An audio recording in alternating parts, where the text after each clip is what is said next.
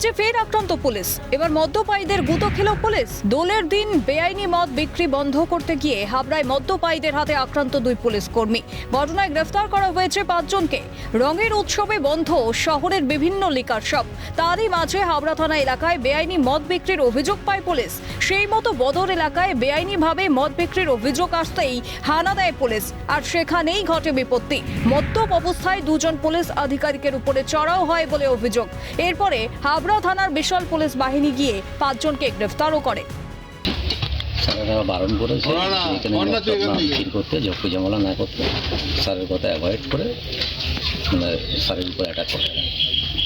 পুলিশের উপর অ্যাটাক করে? কারা অ্যাটাক করে?